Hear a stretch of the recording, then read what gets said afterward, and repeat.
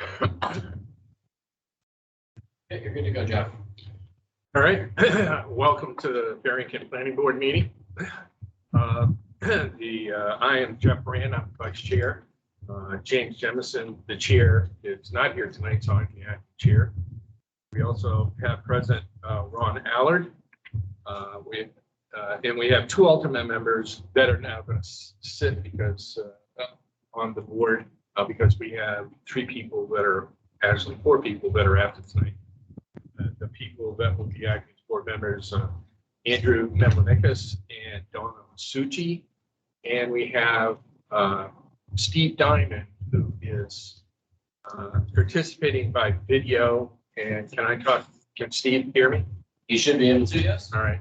And yes, Steve, I can hear you. So I need your reason why you're participating not in person.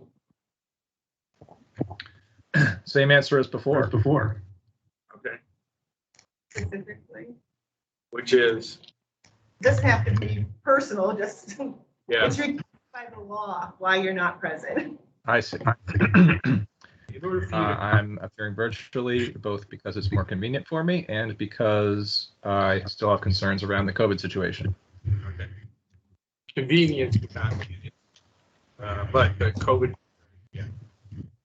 All right.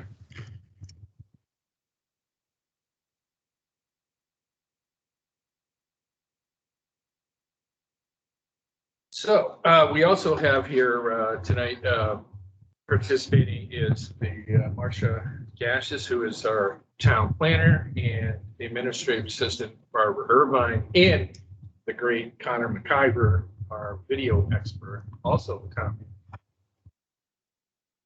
All right, so first order of business is approval of the July 20th, 2021 meeting minutes. So I assume everybody has read them. Does anybody have any comments?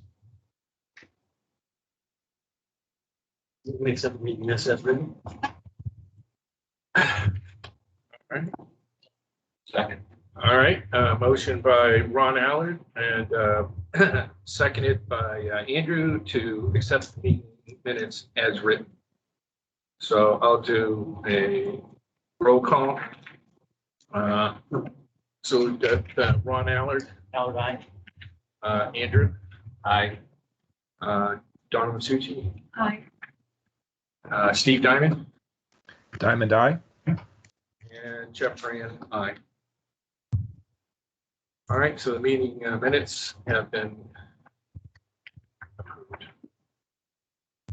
So next up on the list, we have an application request by applicant to adjust the boundary lines between lots 2 and 13 at 761 Washington Street. It is my understanding that the applicant wishes to request a continuance. Who is here to? Hi, good evening. Yes, I'd like to State request. your name. Oh, Dan Quee, Okay. and as I sent an email requesting a continuance, primarily because John Huckins suggested a potential issue, and we're to address the issue properly. We weren't able to get the paperwork in on time, so I need a continuance to be sent that material. All right. And when are you proposing to continue this to? There's no other meetings this month. So it'll be whenever you have the next meeting. That would be the 7th of September. Okay. Just be aware that we already have a very large project that was continued to that date, so it could be a long meeting, but Okay. certainly if that's the date you want. Well, is there another choice?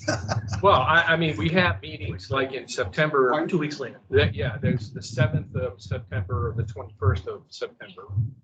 I don't know, we try not to hold people up. Sure. So I don't know how big of a hurry you are in trying to get this approval, or if, you got a relaxed timeline. I'm not sure. No, we obviously like to get it done before the fall time hits for some other plans. So I'll be present for the meeting if that's okay. The 7th? Yes. All right. Okay, do I get a motion? I make a motion, we continue.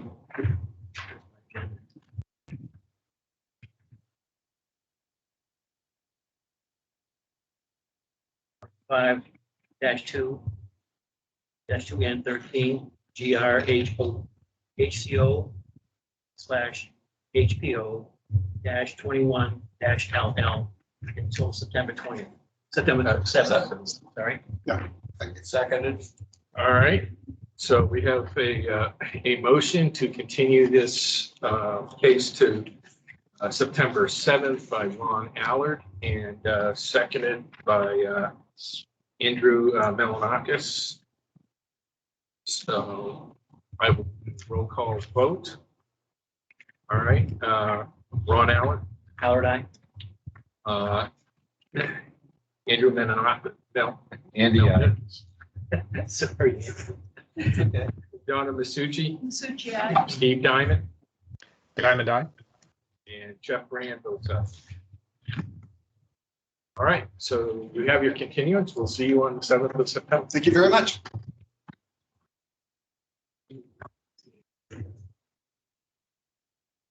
All right, so next up on the list is a preliminary design review. It is for a proposed application by Robert Russell from 2A Tactical LLC. Involves construction of a 6,000 square foot, 2-story building. That can house classrooms, warehouse storage space, and space for gunsmithing and classes for students. So you're okay. So if you I do have, state your name and your association. I do have copies of the presentation.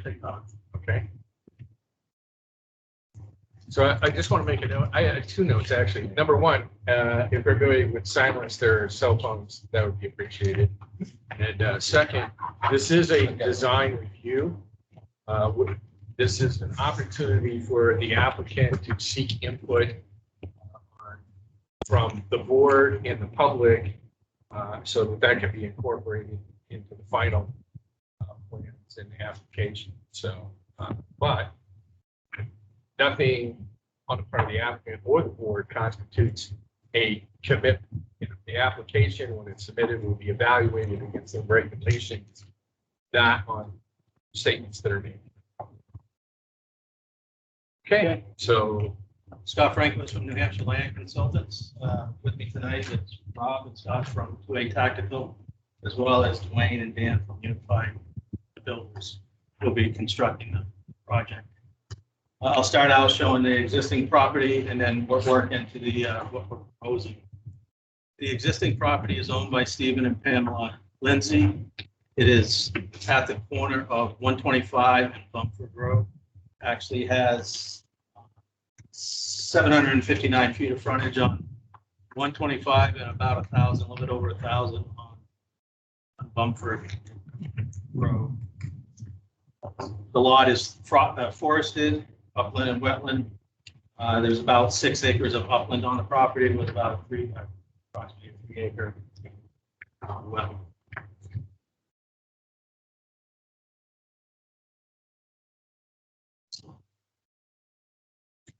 So I'll go into the proposed. What we're proposing is that, as it was stated, a 6,000 square foot footprint. The overall building is 11,080 square feet with associated parking and access from Bumford Road, and as well as an exit north on 125. Where the cursor is right now is a storage area. It's a concrete pad currently with showing eight storage containers. There will be 7, I was told, and we shifted around a little bit. One of the aspects of that storage area is there is an ATF container, and Robert Scott from 2A Tactical can talk more about that if you like. It is fenced and it will be locked. There is access throughout the property. Like I said, first is access to the site from Bumford to all the parking spaces, and then there is an access from the building down to the storage area, as well as storage, access to the storage area from. We're proposing 39 parking spaces where 29 are required by the uses that are in the building. The reason for that is they do plan on holding classes, and there may be some overflow parking needed for that. There's 12 spaces along the front of the building, 4 spaces to the north side of the building, and then the larger parking area. There's 3 different areas for another 23 spaces. Working around the building a little bit, there is a loading area right here where the cursor is. That is at surface loading area, so the truck will come in off of 125, go into the site, pull in here, back up, unload or load, whatever they have to, and then they'll exit going north on 125. It is designed for a full-size trail truck to get in and out of the site. And that's only anticipated once or twice, maybe a month for a truck that size to come into the site. We have submitted a New Hampshire DOT permit for this access, and we've got some preliminary comments back. Of course, we'll work with them on that. And then they did bring up comments about Bumford Road and working with the town. And as you may or may not know, already, it says it's a class 6 road, so we have to determine what we need to do for that section from 125 to the entrance of the road, to the local road agent and DOT. And if we have to do something at the entrance, that hasn't happened yet. I'll go on to the next slide. We're showing the grading. We're proposing right now a swale along the 125 side, which will be collected by a catch basin, a couple of catch basins within the pavement, which will all be discharged down into a sediment forming into an infiltration pond. This site is, all the backside of the site is a fill site. We're cutting a little bit up front, but it's complete fill on the backside of the site. We are about 3 or 4 feet below 125. Impervious work, we've got about 1.3 acres of impervious proposed, which is only about 15% of the site. Lighting design, we're working with Sharon Lighting to do compliant lighting with Barrington regulations. They're a mix of pole lights in the parking lots, and then some wall packs on the building, and then the road going, or the access, not a road, it's a 9-foot wide access to the storage facility from the building to be the bollard lights. See around, just light the path with dirt. Landscaping, as you know, there's that 50-foot green space requirement on 125. We are proposing a bunch of trees. And if you haven't noticed the site, it has a lot of tall pines, a lot of humps and valleys in there that I think probably some excavation was done at one point. It was just kind of left. The trees took over. There's a lot of dangerous tall pines that would be there. So our hope would be to kind of clear that area, regrade it, replant it with landscaping that meets the Barrington regulations.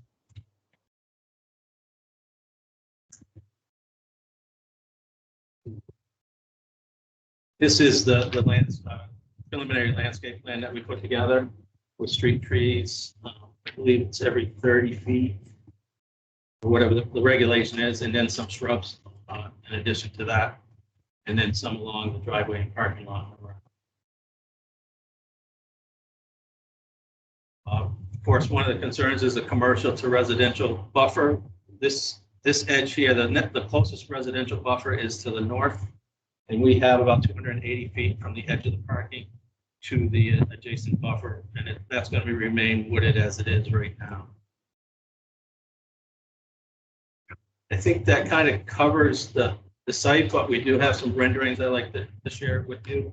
This is just an overall rendering showing all the buildings and structures and landscaping on the site, and then some more that are. I'll go through several slides here where there are different views of the site and the building. This is a view from Bumford Road looking at what the building would look like. It's kind of showing where the pictures were taken. So that would be where number 2 is on this slide. And this would be where number 1 is on the last slide. It's looking from the exit out the 125 to the building, the parking lot, and you can see in the back where the storage facility would be, where it's much lower than the structure. This again is looking from more closer to 125 from Bumper onto the site. And again, this is in the parking lot looking at the building. And this is the building right here where the cursor is the actual proposed building. This is the 9-foot gravel access around the building and the 9-foot gravel access down to the storage facility. They do plan on putting a roof over the ends of the storage facility, so when they're getting in and out of the containers, everything stays dry. And then another view from Bumper Road into where the containers are proposed.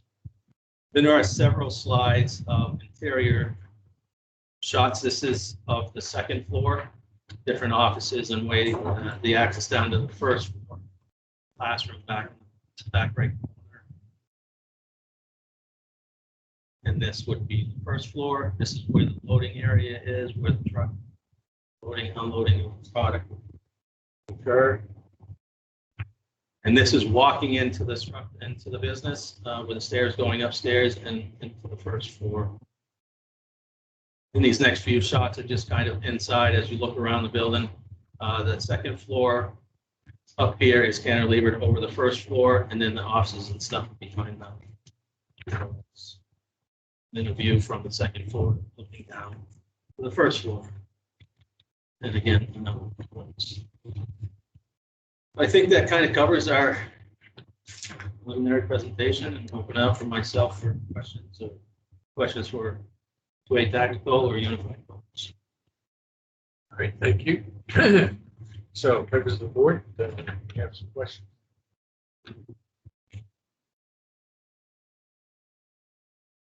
All right, I'll start us off, I guess. My first question would be, will there be any discharging of firearms occurring on the site?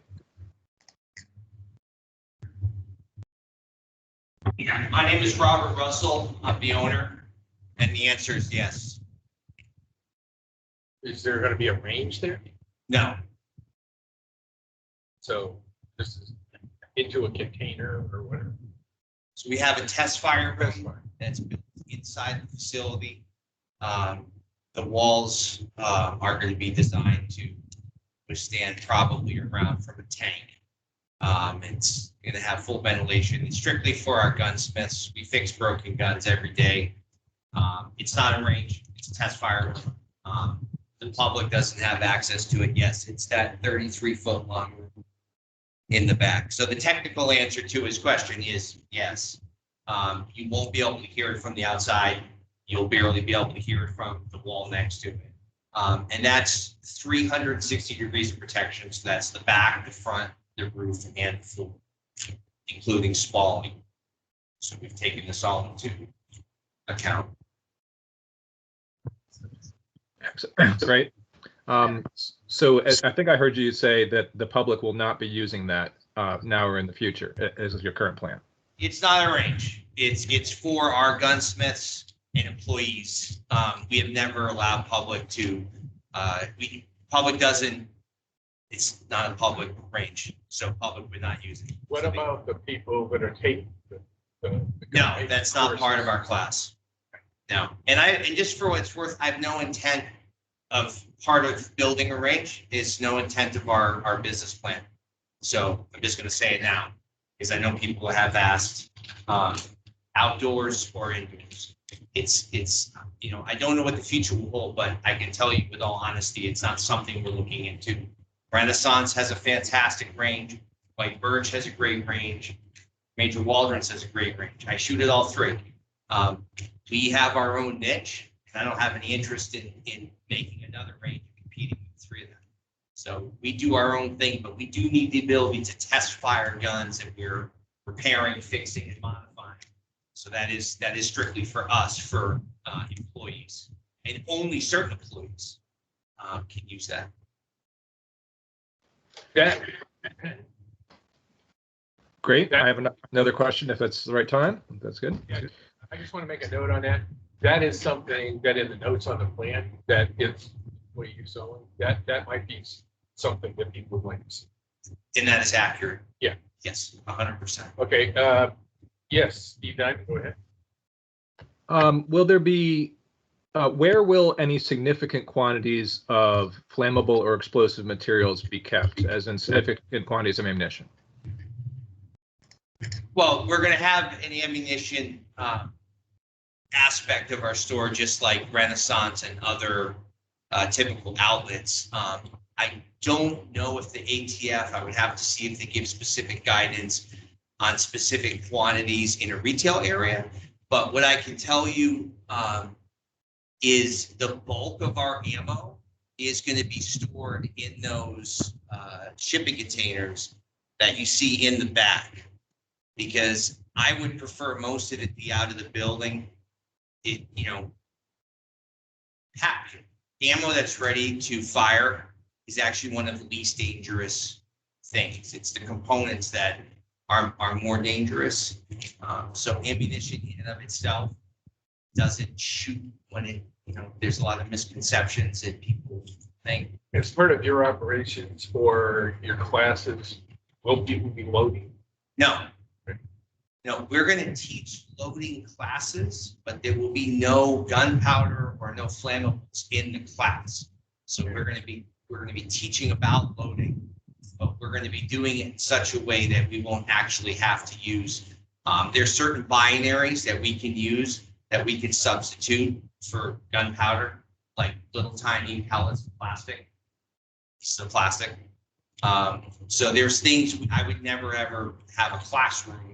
And so I have 27 years in the Army and a lot of training, and I'm not tooting my horn, but I did a lot of training, and safety was always critical. So that would be a huge, if I saw someone else doing that, I would say, you're not going to that class. So things like that I take very seriously, but there'll definitely be ammunition in the retail area of the store. There will be some stored in bulk in some of the other areas, but the main bulk is going to be, that's why we're building our shipping container garden in the backyard. Does that help, Steve? Yes, that's great. And this is maybe a little bit of a random question, but I was just curious, if people are making firearms, what constitutes, what is the firearm? You know, like the serial number, whichever has a serial number, or can you mix and match parts, and what are the legalities of that? So we are a Class 7 manufacturer. I could spend all night answering that question.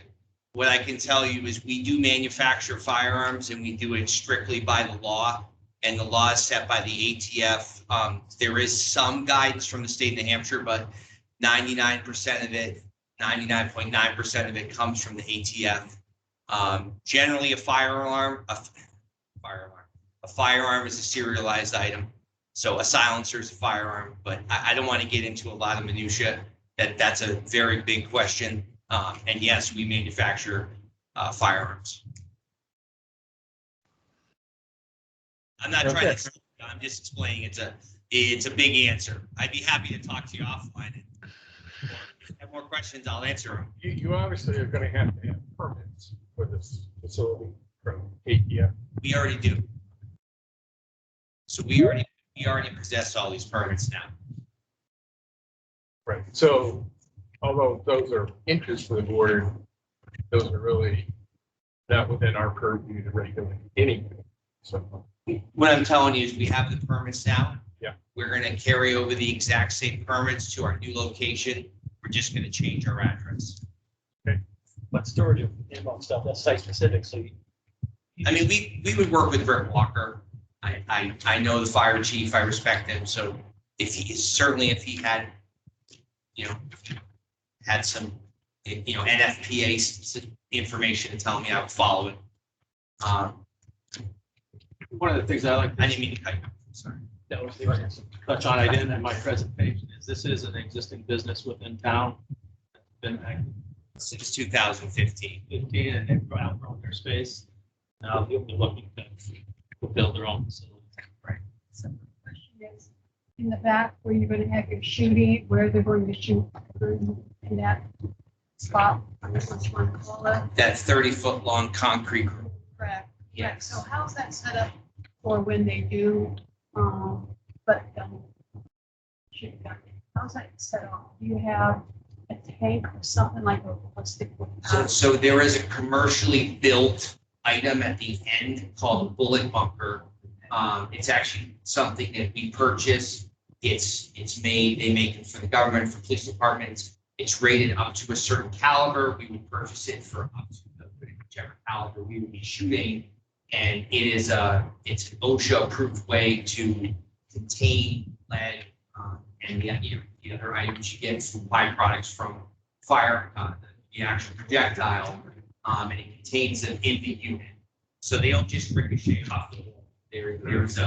There's a containment unit at the end that you shoot into. Yes.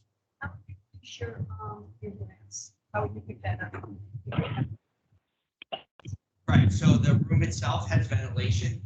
So it's going to have its own ventilation, and my employees, because of anyone that works, will have to get at least, I believe it's once a year lead tests to make sure that the lead levels are good to go. We have to get a baseline, and then we have to check it annually. I believe that's the OSHA standard. And then at a minimum, they have to wear gloves, and usually it's an N95 protective. So that's going to take just a, I don't know if you've done it, but make sure you have enough electrical in that's, we ran into that problem with another group of people that had something like this. Enough what? Electrical into enough power. Okay. Because it became a backup. Once they got the building going and everything going, they realized it was very, very old. Same thing. Pulling a lot of electric. So, no, it pulls a lot. And What pulls a lot of electric? the tank, the air, you've got the air thing coming in. You got the- So the actual device that captures the bullet is 100% passive. Okay. So it does not use it's not plugged in. So you have no air. It weighs like 3,000 pounds. We have a very, very strong ventilation system that you turn on. That doesn't particularly run a lot of wattage, but that'll all be factored in by these guys. Okay. And we'll have to base it on obviously the square footage, and you have to get a downdraft. So as you're firing, the air is actually away from you. And that's being discharged now. What? So the air, it goes through the filter. Explain to me, it goes through the filter. Okay, on the shoot the gun. Got insulation. Yes. Where does that? go? Yeah, typically it's a carbon filter and then it goes outside. Outside. And that's usually the standard. Does that require a Title V Clean Air Act permit?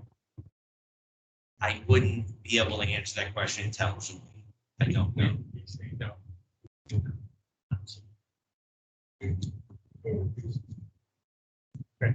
We are also working with team engineering. When you shoot out the first.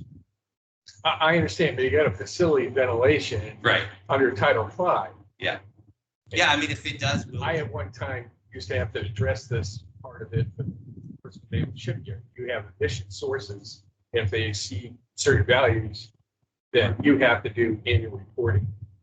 to Sure. EPA. So, That's why it has to be unanimous. right, it probably, but I'm just asking the question. Indicating he's already looked at the requirements and in this case.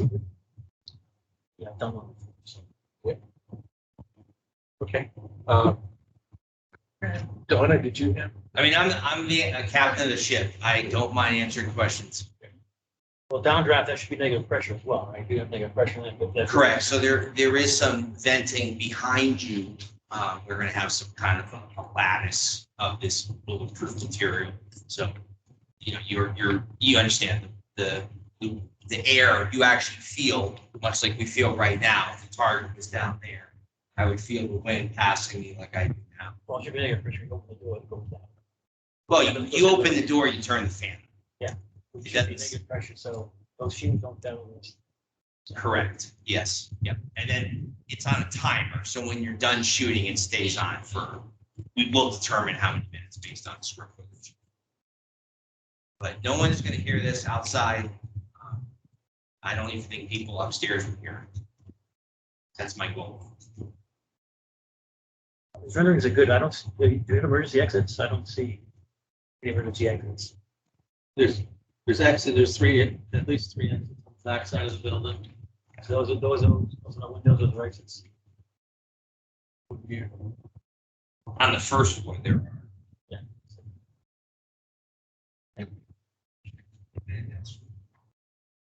Okay, you're gonna want to pass it back to Walker. So you have 3 seconds. Yeah, no. We did. What did he say about, just curious, what did he say about inside building? I'm sorry. Inside be the building, does sprinkler? he want detection at all?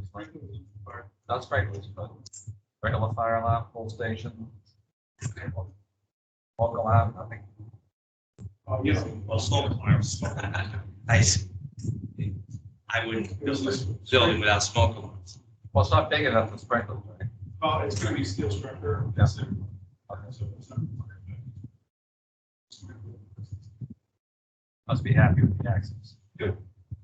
Well, however, speaking of that, he did bring up a concern to ensure that there's 20-foot clear width pavement spaces on the front of the building and edge of between the front of the building and the edge of the pavement.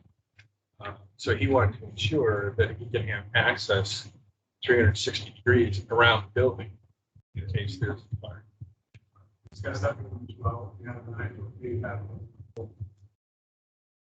I think if you're gonna speak, if you come forward. Or maybe we shut the fan off. I'm hard of hearing. I didn't was get- in, he's speaking from Well, he's behind. from way back, and so So the microphones. we can hear you. Yeah, so the microphones are on this device underneath the TV. So if you're there, pick you up just fine. Just from the chairs, you won't get into recording. Thank you.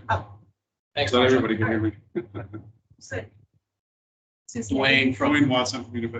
Okay. Other questions? No. Steve, do you have any questions, additional questions? Well, there's a little typo. I assume it was you're a silencer shop. I Googled the name that you put there. It just wasn't spelled right. yeah, we're one of the largest silencer shop dealers in the country. And the other thing I was wondering about is regarding the access. I noted it's a class 6 road. I love landscaping. That's great. Just let's make sure that the sight lines from all the directions that might occur are pretty clear, because there's not much space between some of these turns, depending on which direction, like coming off of Califf Highway, coming onto it, approaching from Bumford, approaching from your property, etc. I think I did note somewhere that you did discuss that you're going to ensure that that vegetative buffer was not going to inhibit sightlines at either end. it is noted on the plans. Yeah. That, it didn't. And then we'll need a state driveway permit. So that Right, will be- right. We've applied for this. Speaking of which, so the state giving you an indication, I mean, they've been pretty frugal about issuing driveway cuts.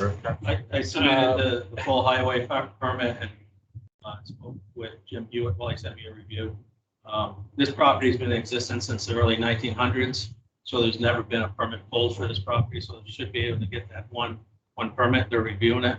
And then, of course, we had comments about Bumford, we'd have to work through that stuff. Yeah, in looking at that, I think there was some discussion by the road agent. Who's responsible for that road now? It's Believe, Christie. yeah. This was maintained. Yeah. The town road. What's that? It's the town road. The class 6 Class town road, six. but Steve. So it's a class 6, means the town doesn't maintain it, but it's a town road. It's a town road, but So that's why I asked you'll- maintenance. right? You'll be looking at upgrades that would be Right. required as part of the. Well, I think the desire is that we want the upgrades, but there would be no, my expectation would be that any upgrades on Bumford wouldn't extend beyond your site. I mean, that's at most. Right. I think in the discussion by the road agent, if I was to summarize it, particularly at the entrance of Bumford to the primary entrance to the facility that and I would agree with them, we'd like to see some kind of upgrade in that particular area. You're gonna have traffic turning, coming in and out. It's gonna be a little bit different nature than what's currently there. And then, but the road agent, and I would agree with them, we don't have a big interest in the town maintaining that road. We don't want to do anything to change that status. Yes, it's a town road, but we don't maintain it, property owners do. We like that. So something to keep. So do you envision it being paved 16 feet beyond the entry, that sort of a? Something like that. Yeah. I mean, you know what your needs are. And, you know, when you also got to drive to get back into the area where storage containers are, that's paved. Maybe you want to go to that point. But at least address the entrance and turning off of Bumper. Plus, I don't know if there needs to be a widening if you're going to have trucks there coming in and out. Now, I think some of the concerns had to do with, you know, traffic backup and things. I will note, I mean, you are across from the shopping center, Cozy Pizza, from the bakery. So there is an amount of traffic there, plus you've got people coming in from commercial. So I think it is a valid concern. Whether people are going to get frustrated and that cause a problem, I'm not sure about that. But it's certainly something to take into consideration, getting people, as I recall off the plans, the actual driveway intersecting 125 itself, that is an exit only, is that correct? Yes. Northbound, yes, so it's not, there will be no left turns out of that driveway. So That's the right southbound, turn. I'll go out that way and go that way. Correct. But it helps some. Yeah, I can, right, I'm gonna traffic. I understand. I was a cop. Okay, so you can get people out of the facility going northbound on 125. I mean, we all know 125. That, I mean, it was It kind of, helps. it was surprising to me when they were upgrading the lead traffic circle that they found out there's as much traffic on 125 going through that circle as there is going east and west on 4. So a very heavily traveled road. I mean, I would go a little further. I think the fire chief might want to have access down to the storage area. You know, if that's where your dangerous materials are, you might want to have paved access down to there.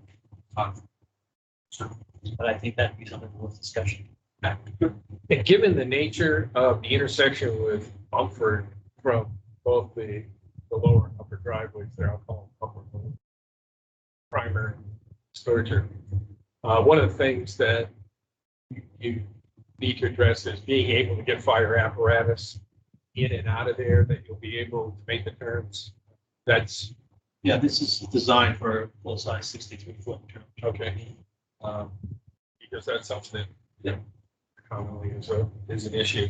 And just quickly reading the road agent's comments, they're pretty much the same thing that District 6 brought up. Split entrance on Bumford, we have to deal with that.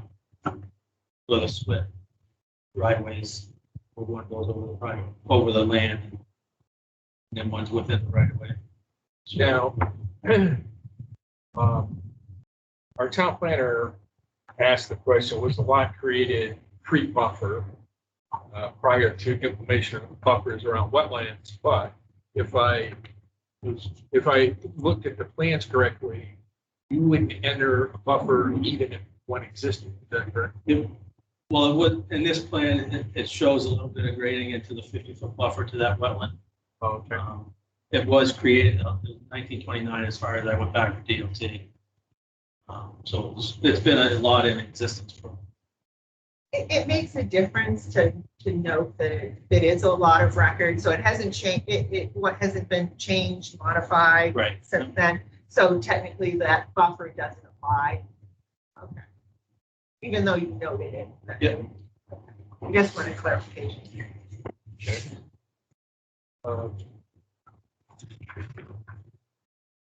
But on your point, Jeff, I was down that road last week.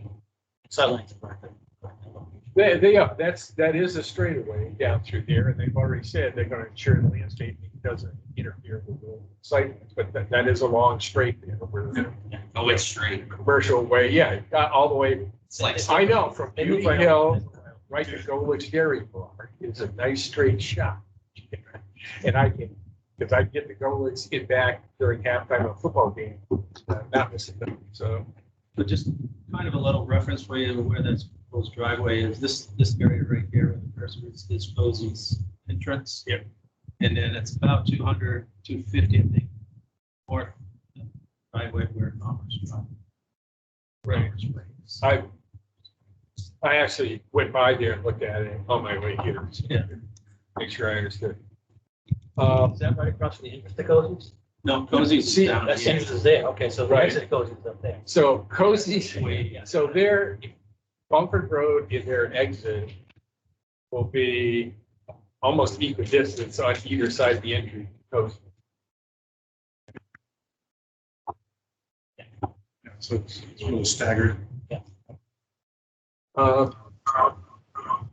Some of the things, I just want to bring up some things that we would be looking for, or things that we've seen recently in applications that maybe you want to pay attention to. And the initial set of plans I had, be aware that we do have a requirement that says there'll be a legend on each sheet. And, you know, if that becomes problematic, like if you've got several detail sheets, you can ask for a waiver, but, you know, that, just let you know, that requirement, that caught somebody has been before a board a lot by surprise the other day. The other thing that's come up frequently is on the, you spoke about the illumination plans. So what part of the requirement, it talks about, you know, what the light level is going to be in the parking areas and entrances, so on and so forth. There's another one that frequently gets missed, which has to do with when you're showing the elevation renderings of the building, that the illumination requirements say you'll show where the fixtures are going to be and how they're going to illuminate the building. So take a look at what our illumination requirements for the plans are, so that that doesn't hang in. may I ask a question about that? Sure. Just because of the nature of my business, I was hoping to keep the building fairly well lit at night, not like so a plane can land on it, but I mean, you know, is it fairly strict that this stuff has to tone down at night, or can you? Well, it has to do with where is the light focused. Right. I mean, that is, so it's going to be focused down. There's a minimum.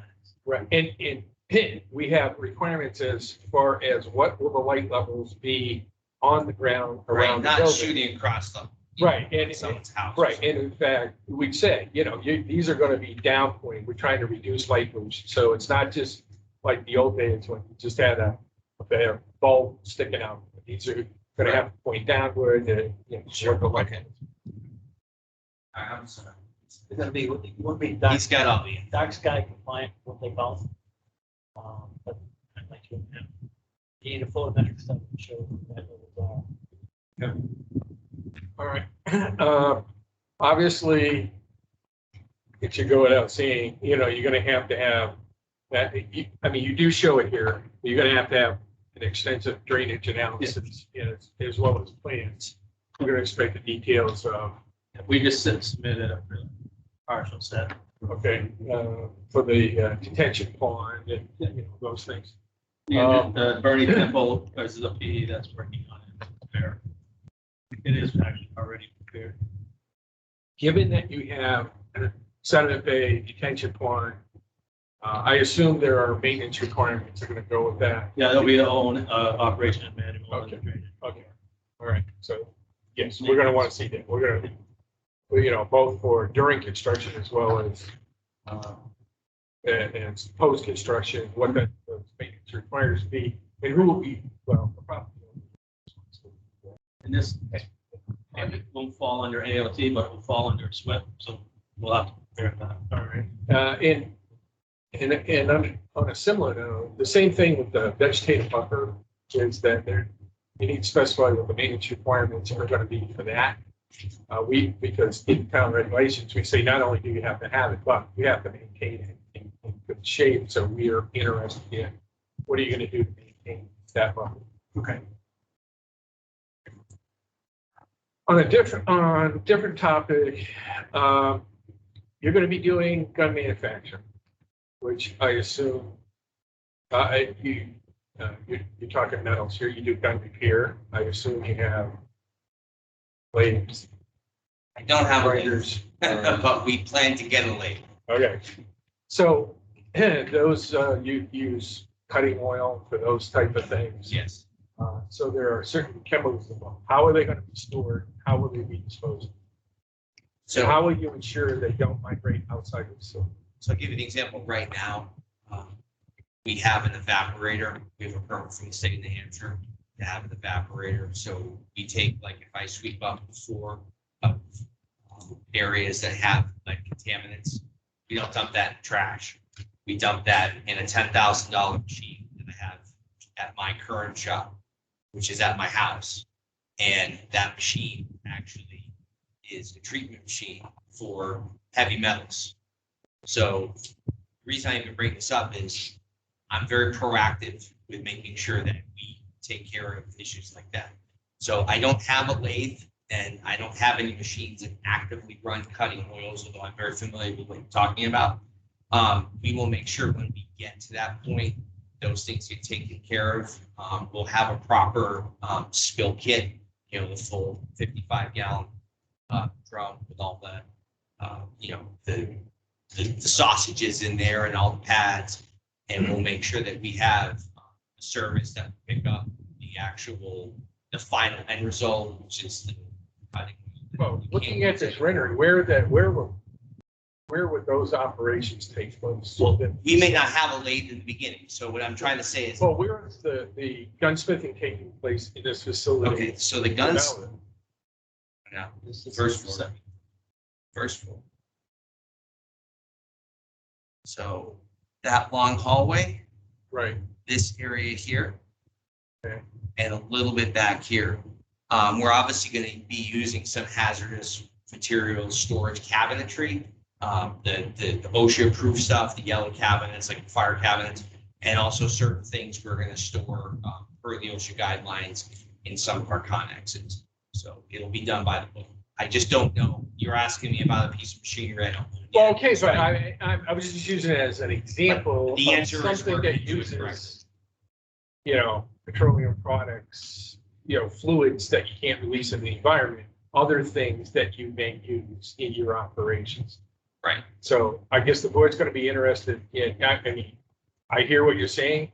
That needs to be in the application so that the public's aware and we get a little more detail on what are you going to do to store hazardous materials? For Where on machines that we site? don't own yet, or first, Well, no, obviously, you've got some you're using. You've got things you're talking about, you're already, correct. right. We have an evaporator.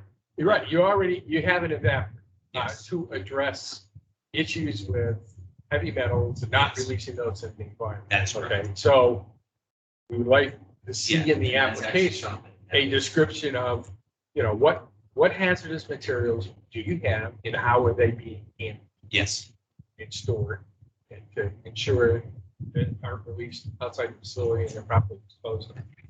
And outside facility means going down drains and stuff like that, and flow drains, things like that. oh, I understand. No, Well, any of those things, because you have a pad out here for an enclosed dumpster, correct?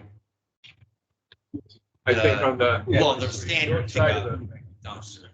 Right, so wouldn't be storing any of those materials out there, right? No, Okay. no, we would, That's- like Clean Harbors would pick up certain contaminants. We've already familiar with used that. them before.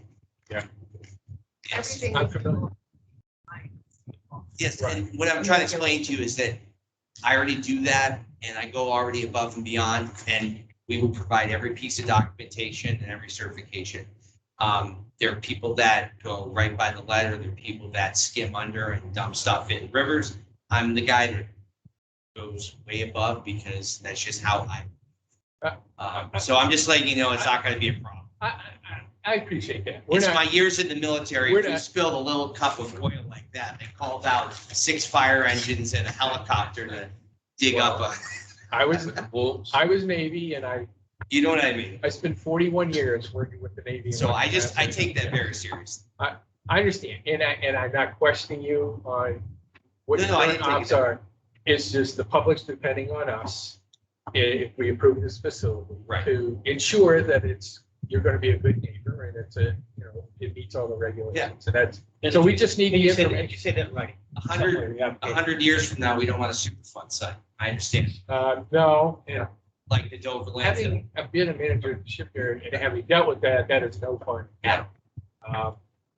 So it's just, these are things that you understand that when you submit the application, it's not just the board that sees your application. That's why. There will be you notify the abutters, there will be a public hearing, so the public has an opportunity to ask questions. So, they want to hear the information. They want to know Yes. about these things also, even though technically those are regulated by other people. And our focus is going to be the Barrington zoning ordinance and site review regulations. Those are the things that we base our decisions. Yeah. Okay.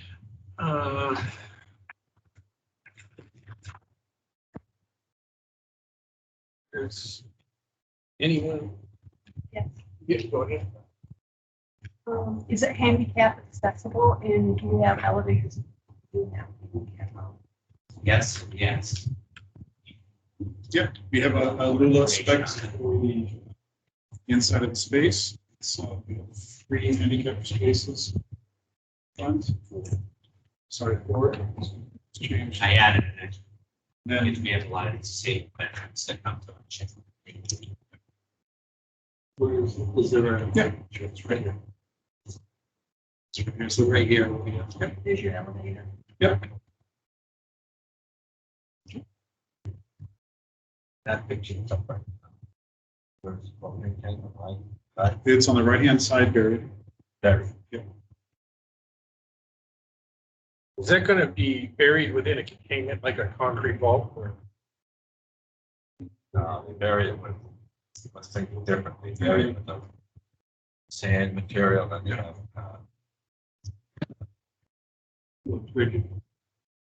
They bury it according to certain specifics.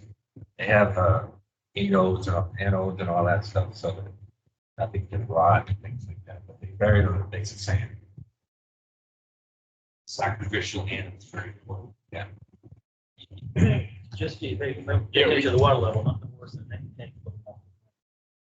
So they have it now. They put it on a pad, wrap it. Right.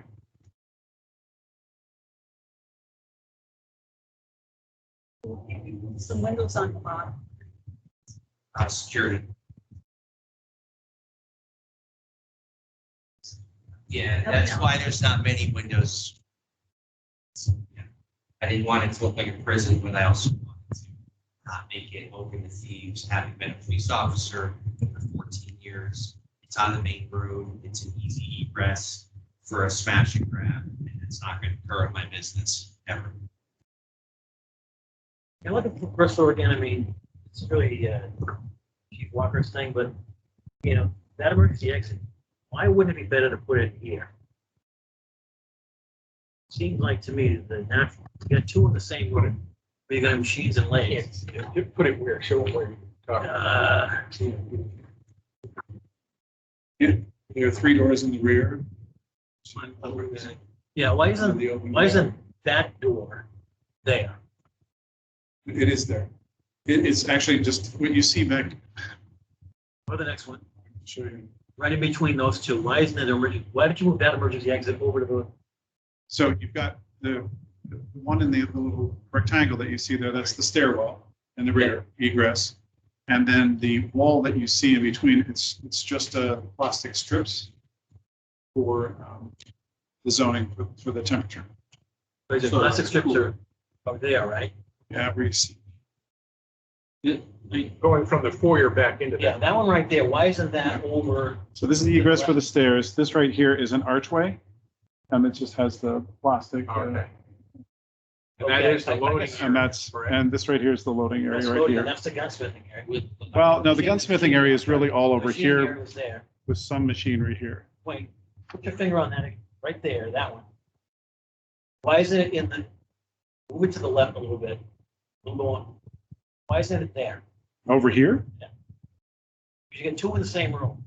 You get the overhead door. Where's the- Well, but this really isn't a room, Ron. This right here, like I said, is just an archway, Right, but, right? And the structural engineers, this is the way that they spec'd it out. but you got to run everybody through that area to get out. No. Move it over there, you can go the other way. No, we don't. We've got everybody down here from the stairs here. Anybody in the shipping and receiving, one or two people are gonna go out here, or they can go through this archway here. Anybody in the retail space can go straight out here, out here, or out the front. But my concern is that's the room with the machinery. No, I'm sorry to interrupt you there, but the way he misspoke, the machinery is gonna be right on the inside wall here. Everything else, all the gunsmithing is done over here. Right. Okay, this is, if he gets a lathe in the future, his plan was to put it right here. Well, yeah, doors are not gonna be locked down. See, two in one room, you know, space over the side. She has another, generate another flow. Except, It's for the cheap workers. But I would put it, except you're saying there's actually between the shipping area and that room, Mhm. that where the two exits are, that's actually an archway Yeah. that's open. It's the flaps like when you go into a meat, I mean, Like a meat place, it's a Yeah, little just- yes. heavy, heavy. For the temperature.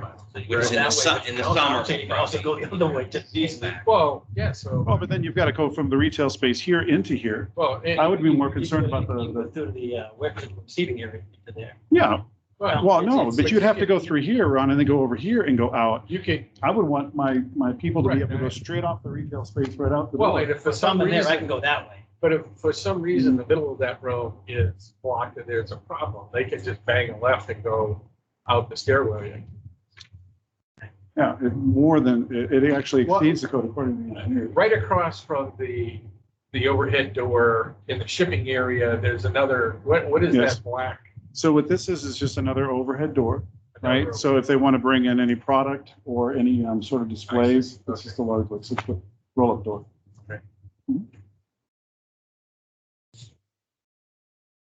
All right, other questions?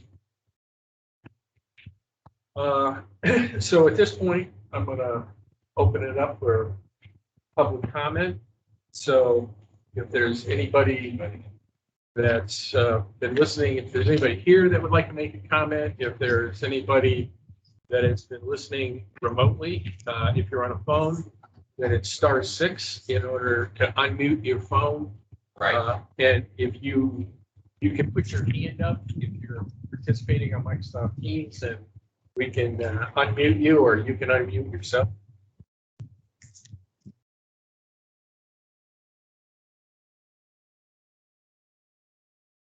Mr. Chair, I'm not seeing anything come through on our end. Okay. Is there anyone here from the public like to make a comment?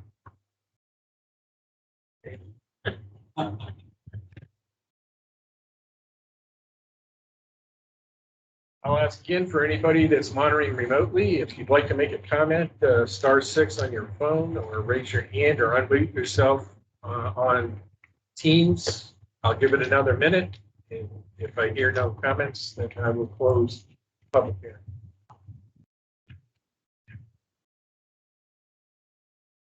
Still nothing, Mr. Chair. All right, hearing no comments, I closed public hearing. All right, does the board have any remaining questions? Okay. Is there anything else you want to know from us? No, I don't think so. We've been through the regs quite a bit, so I think we know full package we have to submit. You're good to go. All right, I would say that given the extent of the drainage issues, grading issues, so on and so forth, then we'd send this out to third-party review. So I think just be prepared for that, understand. Who is the town engineer? I know who hired, Right. CMA Engineers, CMA. Dr. Bouchard is our project manager. Okay. Yeah. Thank you. Okay, do I hear so if there's nothing, yeah. So do I hear a motion to close the design review on application 25163 RC-21? Do I hear a motion? I'll make a motion. I'm going to close the design review for under application 251-63-RC-21. Okay, Jeff Brand made the motion to close the design review and seconded by Ron Allen. To roll call. All right. Ron Allen. Howard, aye. Say, Andy Miller. Is it Mel Memphis? Yeah. Okay. I just did. They want to screw. Okay. And Andrew Melnick is aye. Donna Masucci, Suchi, aye. Steve Diamond, Diamond Eye? Jeff Brand, aye. So design review is closed.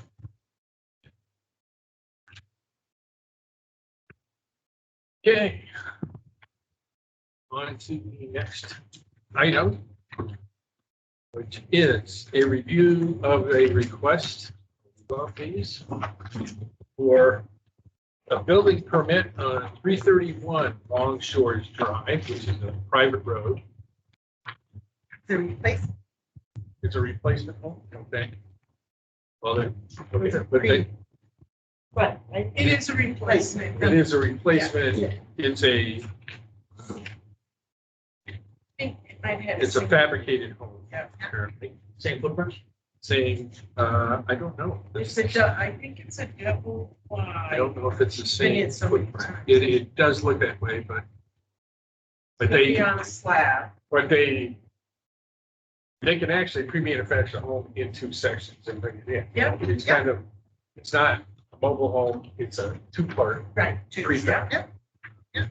which is what this looks like, 13.4 for the two sections, 38 long. I'm not sure if it's exactly I would assume, you say it's a replacement.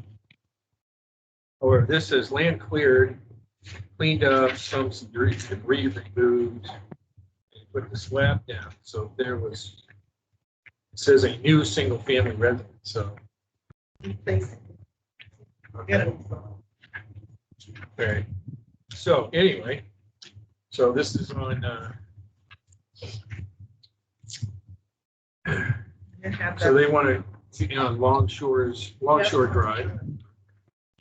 The road agent made an extensive comment. Yes. So the road agent reviewed this, took a look at it, said there's a pretty severe down gradient towards the river from the road across this lot. So they need to install erosion control on the lower limits to prevent anything from going into the river. There's no ditch line across the property frontage, so there's no culvert. They may need one closer to the house when they put the driveway in to the house, but the water is going to run off to the side of the lot. Does note that they ought to maintain a natural buffer down on both sides to capture and treat any runoff.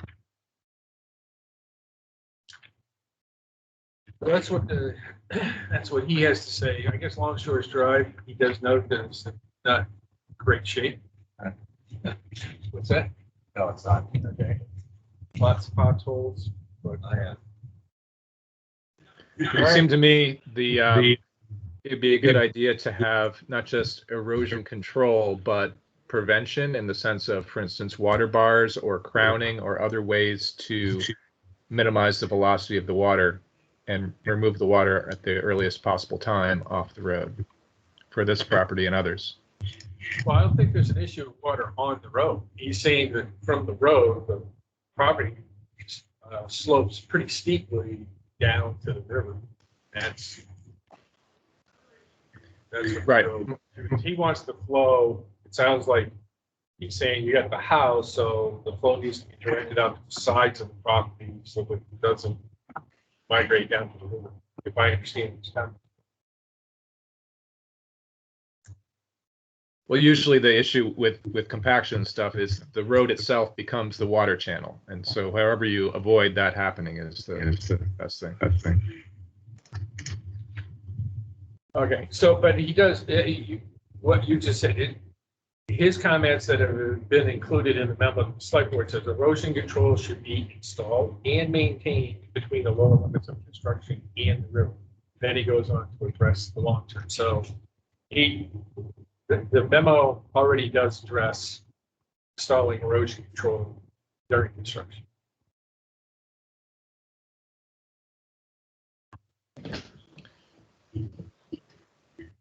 I was curious what form that would take and hoping it would be rather robust, but it wasn't quite clear to me. Well, I mean, they didn't submit a plan. I guess it's up to the planning board, and I guess John Huckins will probably be taking a look at this. Erosion control was part of his monitoring. Right. So notice that there's any kind of erosion control. Right. It's absent. Notices those things. So he goes out Well, to his inspection. And he should have already been out there because it says, building inspector reinforcing steel prior to placement of concrete. So he must have, if they've already poured the slab, he must have been out there. I don't think so. I don't think so. She wasn't the owner, so she couldn't do anything until, Okay. I think it's September. Yeah, so he'll have to go out there, and he also, as part of his inspection, says he's gonna look at the foundation depth and drainage.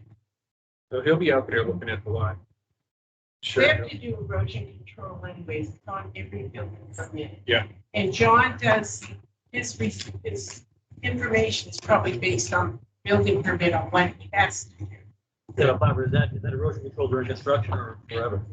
Huh? Is that erosion control during construction only? Till it's complete. That's during construction? Yeah, and if John goes out So there, we it's want erosion not control up. after construction, so that's the thing. Jeff's done. Well, Yeah. I'm talking about, but Steve's talking about during construction, I'm talking about both. And, yeah, but I mean, there are rules that go into a body of water. There are state rules about flow of water into a body of water. So they're gonna have to manage that no matter what. And they can't go on other people's property either, so. So I'm satisfied that, you know, this memorandum addresses the issues that we have. Yeah, the only comment I make, and it doesn't matter one way or the other, but they show the sketch of the, underneath it says 3-bedroom, 1 bath, then it shows 2 baths. So it'd be nice if they just got it straight. That's true. I'm sure code enforcement officer will make sure they get the right number. Yeah, it's just, Right on the- there's 2 here, it says 1 bathroom, 1 bath right there, so. You would think the person, that's probably provided by the builder. Yeah. If they get it right. Yeah, you think it doesn't necessarily bode well for the builder, but they don't know how many bathrooms. It's You know, that little stuff drives me crazy. Has nothing to do with anything, but it drives me crazy. You know me, I'm right in there with you. Okay. So without objection, then we'll go ahead and go with the draft memorandum. All right. So that takes care of that. And I don't think that anybody else. So now we'll move on to other business. Oh, I should have done that before, actually. Other business, reports from other committees, unfinished business. 2 parking lots. That's the one. I don't, Yeah. no, we're not there yet. We're getting there, though. We getting it? Those are reports from other committees. Look what I did to my agenda. See what this says? Discuss Ron Alec parking space change. I added myself. I have one question.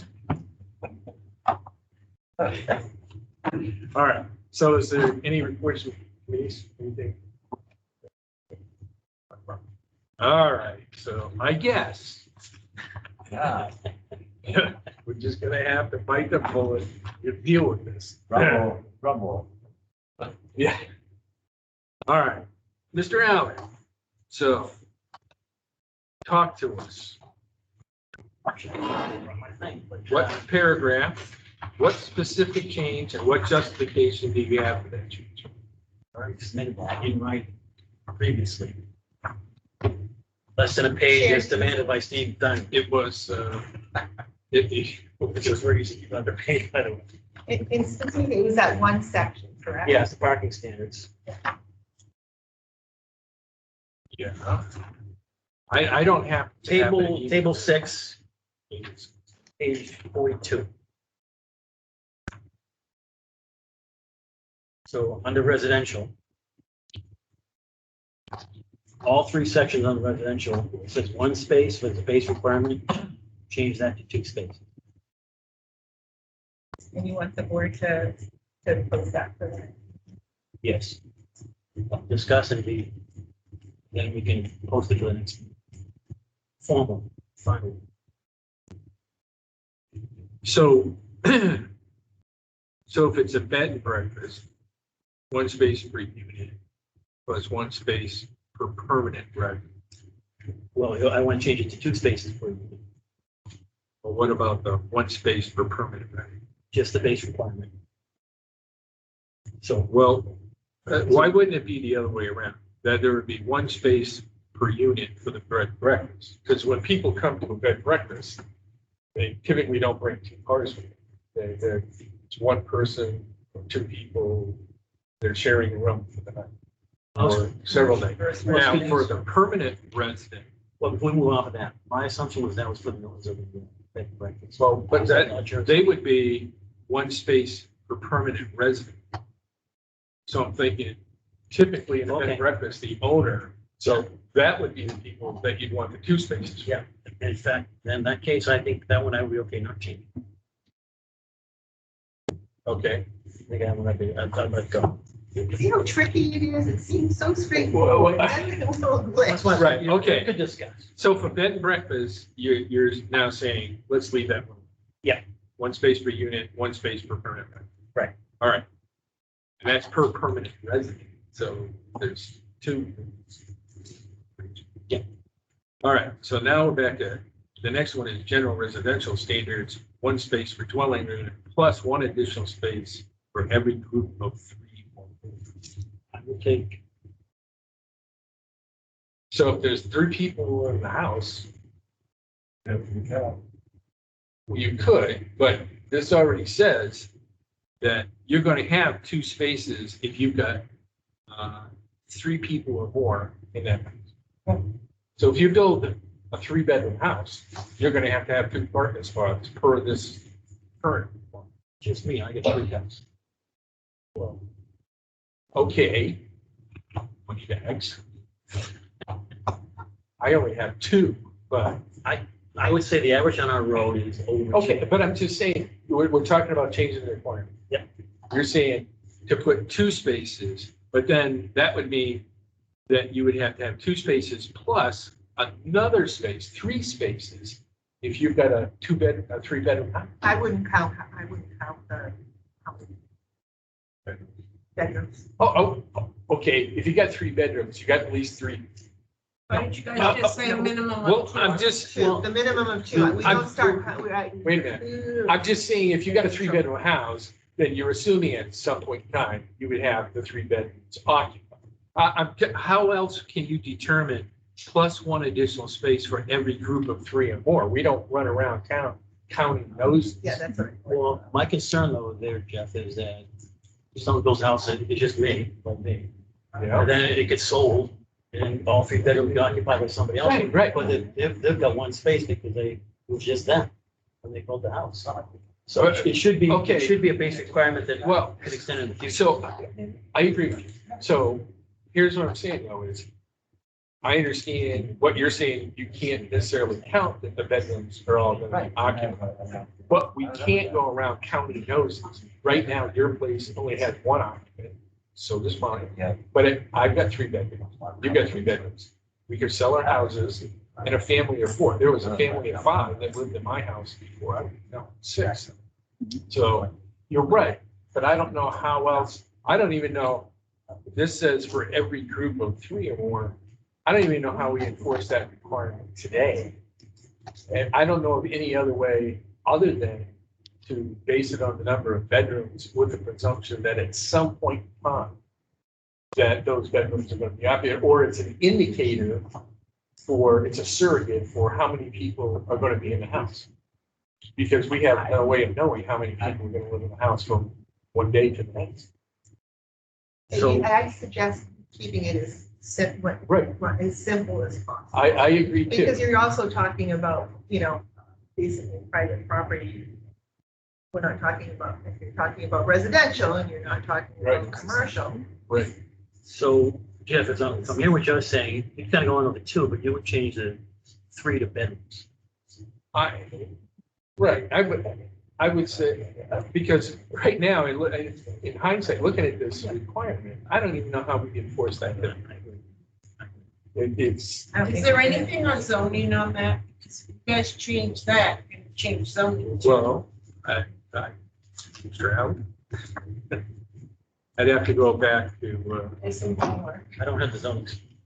I have something, but I'd want to do a word search on the Right. computer to make sure that it wasn't in there somewhere. Because any changes, you should make sure it's not Right. something that's gonna affect zoning, because that goes. So so the question is, how do, on this requirement, maybe we do need to change the requirement, but we also need to change what it's applicable to.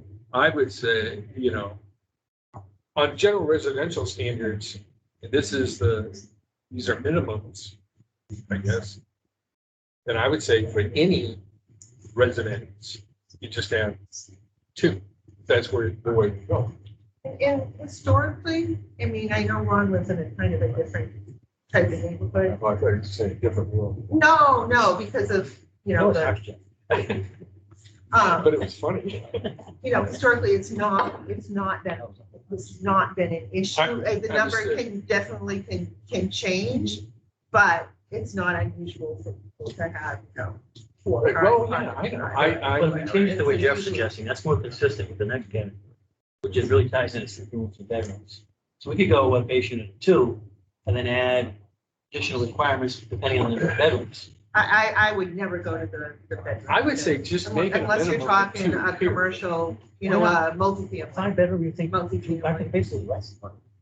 Well, hopefully the person who's building a 5-bedroom house knows enough that they're going to need more than 2 apartments. But if they know that, shouldn't we require them? In a person.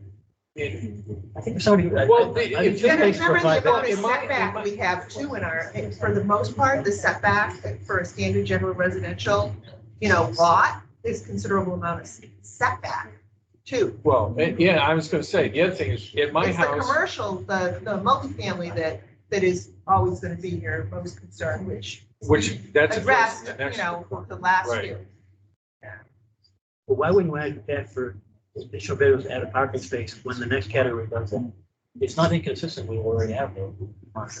The, The next category adds additional parking spaces for bedrooms. and Well, sleeping rooms. Ron, I will give you an example. My next door neighbors, they have a Jeep, a truck,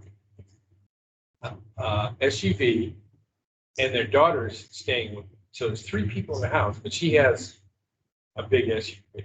So there's 4 vehicles.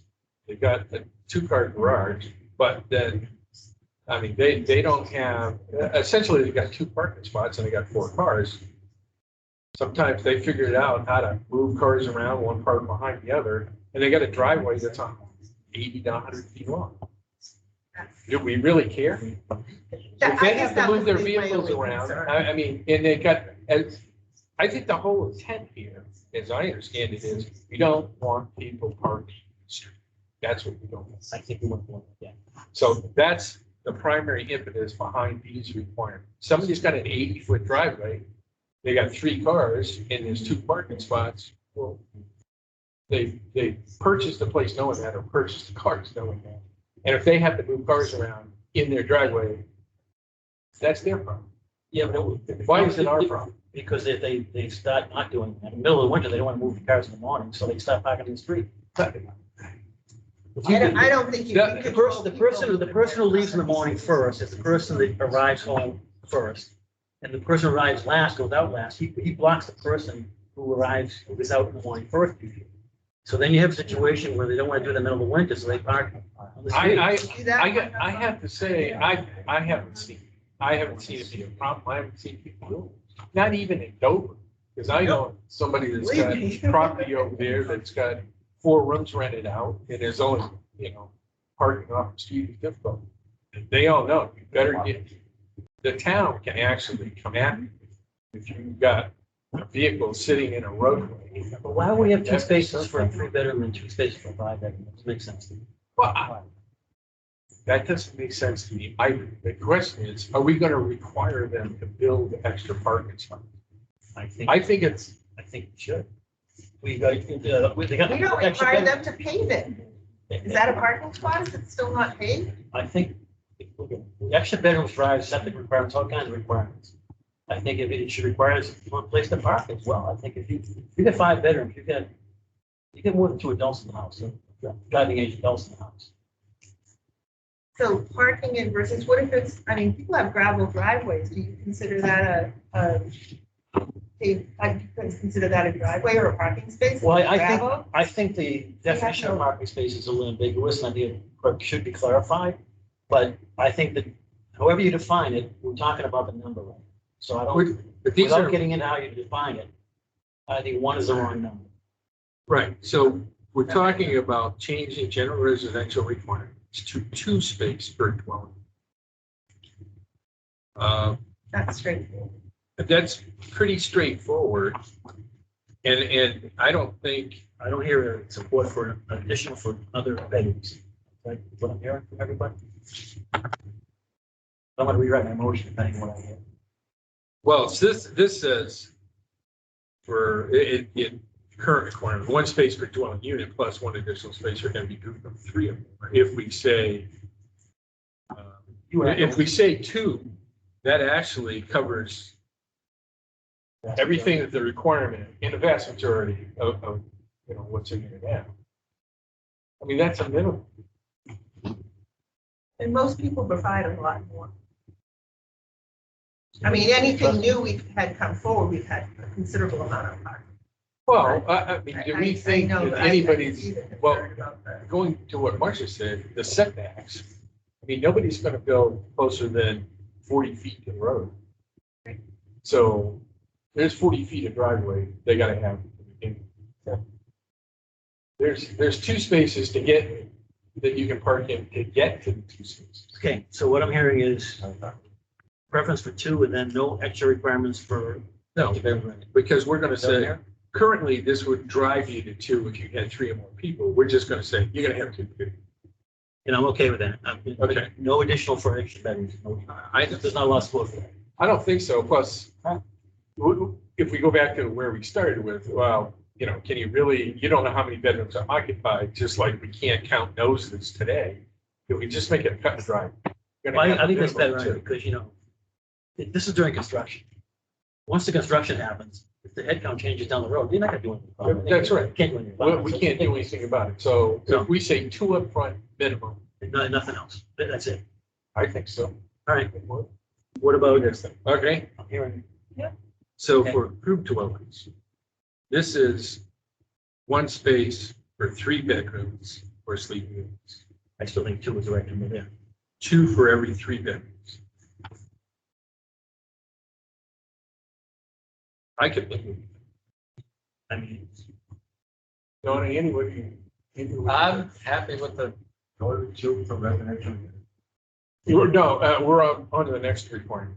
It's spaces for group dwellings. Where currently it's 2 space per every 3 bedrooms or sleeping. No, it's 1. Do we need to address that? It's 1. Oh, well, it's currently it's 1, Yeah. but you want to go to 2 Yes, spaces. I want to go to 2. I do want this. Well, I'm asking you, what do you and Donna think? I'm all for it. Does it work so far? And we're talking two spaces, this is the, So for group dwellings, multi-families, so that So it is one now, and we have any problems with that?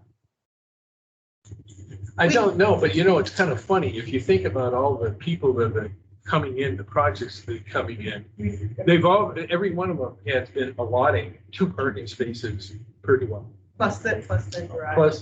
Plus the garage But it's and invisible formalized. parking. This will formalize. This would, I mean, that's why it probably, based on what we've been seeing come to the board over the last 5 years, changing this to 2 probably isn't going to upset anybody, because that's where, if you think about Chris Berry, it's been the last 2 projects he came, it's 2 parking spaces per dwelling. And So, then plus that some additional. right, for plus overflow. visitor parking, That so. would finalize it. So, okay, so change this from 1 space for 3 bedrooms or sleeping to 2. And under general residential, just say 2 spaces per dwelling. Get rid of the plus the 1 additional space. You get that. Yes, ma'am. And we said, right, that's what I'm thinking. And the bed and breakfast, we're just gonna leave it. I will rewrite my motion to reflect it. All Keep it right. on page, Steve. Don't forget, you can't change it until you have a public hearing. Well, we haven't advertised that yet. You haven't advertised. Right, it now, yet. so So I got all this week, I got all next week to do it. So you got to prepare change table 6 to read the following, and under that, the justification, and then she's gonna have to publish that. And then we'll have to have. Jeff, you're gonna write it exactly how Ron wants it. I'm gonna write exactly what Jeff wants. Oh, No, okay. no, we're just here to appease you. Don't get me involved. I don't want to bring it up as part of my motion, but I think the parking definition is hard to understand. So you might want to take a look at that at some point in the future. And Not to we delay can look mine. at what's kind of I sent out the site review regulations, maybe some tweak to some of those for the definition to kind of Yeah, help it's a little. clarify. It's a little unclear what it is Okay. to me. I read it and I didn't think it was very clear. Well, we're gonna clear it up. Yeah, I'm You're not- clear on what? No, I'm not bringing this to this. so, I'm moving this one okay, forward. All All We right. can deal with that All right. separately. but you're clear on what the rest of us will allow you to change, right? Yes, I'm clear. Okay, Can I get the citation on, Ron, on what a parking space is, so I can look that up? under definition. I think it's in my, it's in the thing I sent around, so it's in there.